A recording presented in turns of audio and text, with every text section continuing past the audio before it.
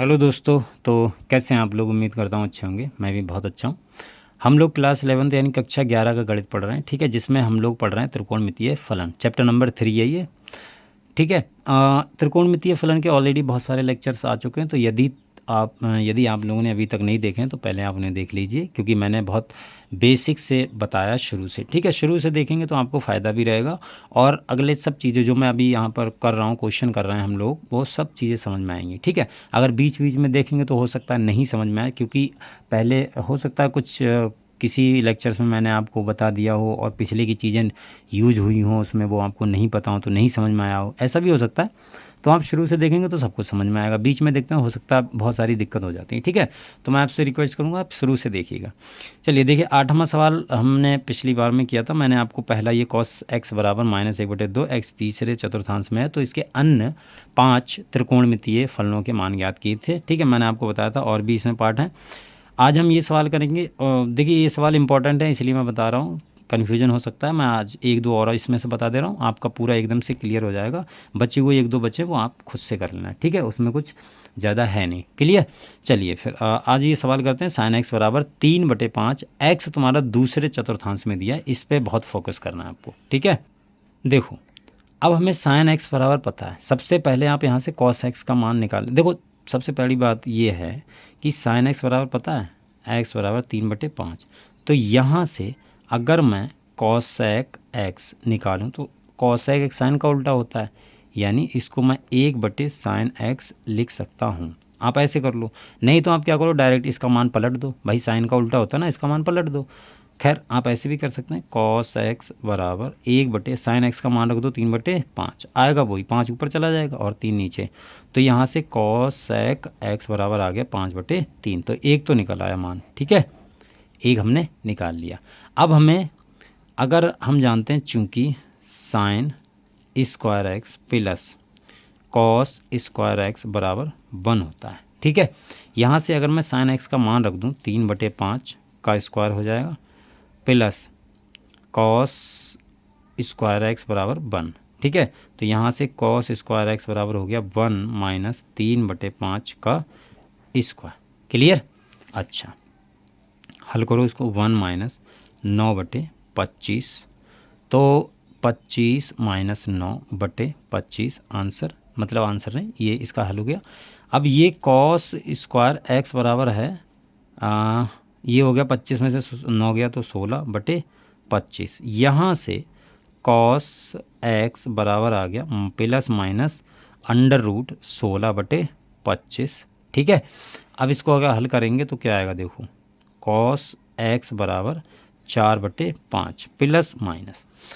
अब देखो, यहाँ से मैंने कल भी आपको बताया था, यहाँ से जो इसके दो मान निकलेंगे, कॉस एक्स बराबर 4/5 एक प्लस में, और एक निकलेगा कॉस एक्स बराबर -4/5। इसको आपको बड़ा फोकस करना है, इसमें से कौन सा मान हमको लेना है कौन सा नहीं लेना है, ये चीज़ हमारी डिसाइड करेगी। जो ये थ्योरी लिखी हुई है, ये एक लाइन लिखी हुई है, एक लाइन डिसाइड करेगी, ठीक है।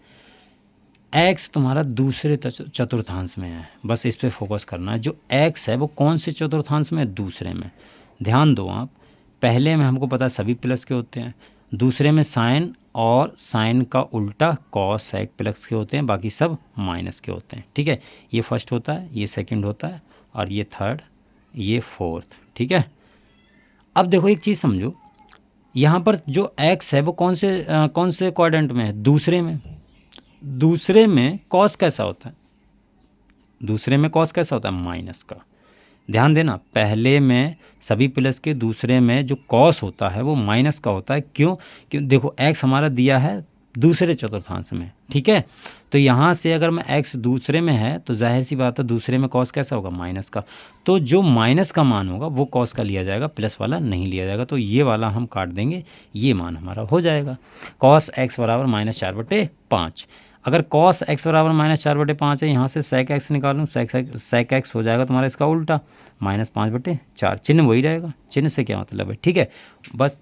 अब यहाँ पर सेक एक्स आपको पता है, ठीक है, तो यहाँ से आप tan निकाल सकते हैं। tan x, चूँकि tan स्क्वायर एक्स बराबर हमें पता है सेक स्क्वायर एक्स -1 होता है, इसका मान रखो -5/4 का स्क्वायर -1, ये हो गया तुम्हारा 25/4, 4 माइनस 1, 25/16, तो ये आ गया 25 माइनस 16 और बटे 16।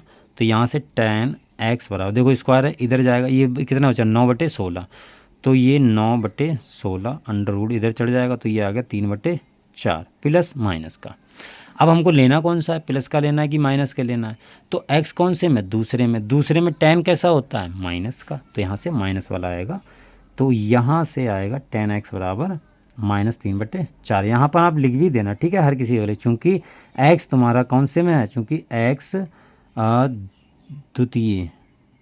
द्वितीय चतुर्थांश में है, ये आप लिख देना बात, ठीक है। अगर tan x बराबर हमको पता चल गया तो यहाँ से cot x तो निकल ही सकता है ना, cot x बराबर इसका उल्टा कर दो -4/3, चिन्ह पे कोई फर्क नहीं पड़ेगा, चिन्ह वही रहेगा, तो cot x बराबर -4/3। आई होप आपको समझ में आ गया होगा बहुत अच्छी तरीके से।